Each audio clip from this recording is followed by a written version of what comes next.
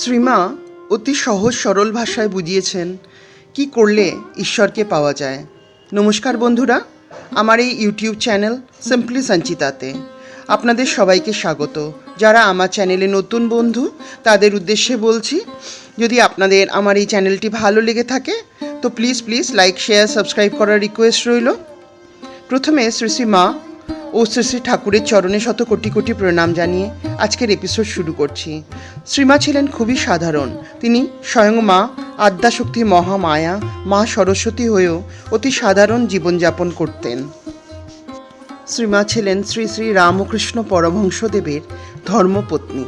শ্রীমার জন্ম হয়েছিল 1260 বঙ্গাব্দের 8ই পৌষ, ইংরাজি 1853 খ্রিস্টাব্দের 22শে ডিসেম্বর, বাঁকুড়া জেলার জয়রামবাটি গ্রামে। সপ্তমীর শুভ লগ্নে শ্রীমা জন্মগ্রহণ করেছিলেন। সকলের প্রতি অপার করুণা ও দয়া ছিল সারদা মায়ের।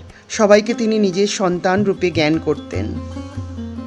সমাজ যাকে দূরে ঠেলে দিত, মা তাকে নিজের সন্তান বলে আপন করে নিতেন। শ্রীমার পিতা ছিলেন রামচন্দ্র মুখোপাধ্যায় এবং মাতা ছিলেন শ্যামা সুন্দরী দেবী। শ্রীমার বাবা ও মা মানতেন যে স্বয়ং মহামায়া জগৎজননী তাদের কন্যা রূপে পৃথিবীতে আবির্ভূত হয়েছেন। শ্রীমার বয়স যখন 6 বছর তখন শ্রী শ্রী রামকৃষ্ণ পরমহংসদেবের সঙ্গে তার বিবাহ হন। দেবতুল্য পতির কাছে শ্রীমা দীক্ষিত হলেন সহধর্মিনীর উৎকৃষ্ট আদর্শে।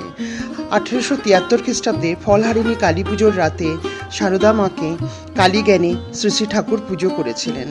শ্রীমা ছিলেন শ্রী শ্রী ঠাকুরের সহধর্মিনী ও সাধন সঙ্গিনী। শ্রীমা 4 শ্রাবণ ইংরাজি 1327 খ্রিস্টাব্দে এই ধরাধাম ত্যাগ করে চিরশান্তি লোকে প্রস্থান করেন।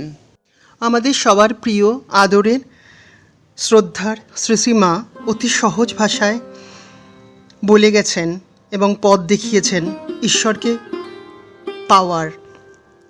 তিনি খুব সরল ভাষায় বলেছেন ঈশ্বরের পাদপদ্মে থাকার। তিনি বলেছেন ঈশ্বরকে পাওয়ার সবচেয়ে বড় যে জিনিসটার দরকার তা হলো মন। হ্যাঁ বন্ধুরা, আমাদের মন যা সদা সর্বদা চঞ্চল থাকে। শ্রীমা বলেছেন সবচেয়ে মন সরল হওয়ার দরকার। সবার আগে মনটাকে স্থির করা দরকার। মন যার সংশয়ী তার বড় কষ্ট। যার যেমন মন তার তেমন ধন। মনের কালি না ঘুচলে ঈশ্বর লাভ কিছুতেই হয় না।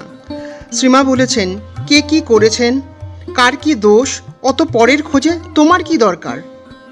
সকলের দোষ দেখতে দেখতে নিজের দোষ বেড়ে যায়। শ্রীমা বলেছেন আগে নিজের মন খুঁজে দেখো, তোমার সকল ময়লা ধোয়া হয়েছে কি না। বন্ধুরা, শ্রীমা অতি সহজ সরল ভাষায় আমাদের বলেছেন যে আগে আমাদের মনের মধ্যে যেই অহংকার ক্রোধ আছে তা দূর করে মনটাকে স্থির করে যদি আগে অপরকে দোষ না দিয়ে নিজের মনটাকে পরিষ্কার করি তবে ঈশ্বর আমাদের হৃদ মাজারে প্রতিষ্ঠিত হবেন। আর যদি আমরা পরের দোষ দেখতে থাকি তাহলে আমাদেরও দোষ আরও বেড়ে যেতে থাকবে। তাই শ্রীমা তার শাশ্বত বাণীতে বলেছেন আগে নিজের মনটা পরিষ্কার করতে। মন পরিষ্কার হলেই ওই মনের হৃদ মাজারে ঈশ্বর প্রতিষ্ঠিত হবেন। তো বন্ধুরা, আজকে এই পর্যন্ত। ঠাকুর ও শ্রী শ্রী মার চরণে শত কোটি কোটি প্রণাম জানিয়ে আজকের এপিসোড এখানেই শেষ করছি। যদি আপনাদের আমার এই চ্যানেলটি ভালো লেগে থাকে তো প্লিজ লাইক শেয়ার সাবস্ক্রাইব করার রিকোয়েস্ট রইল। মা সবার মঙ্গল করো, সবাইকে ভালো রাখো, সবাইকে সুখ সমৃদ্ধি দাও। এই বলে আজকের এপিসোড এখানেই শেষ করছি। নমস্কার।